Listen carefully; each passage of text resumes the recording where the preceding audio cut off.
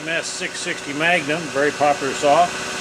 This one has been modified. It is a test saw and will be sold as a test saw with the spark plug removed, so it is disabled when you receive it. I'll show you some of the features it has. Of course, the typical master control on the left, throttle lock, got the wrap handlebars, elasto start handle, very nice feature.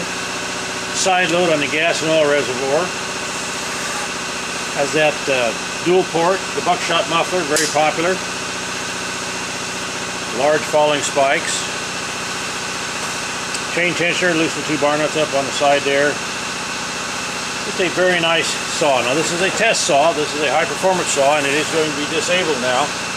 You will receive it with the spark plug removed.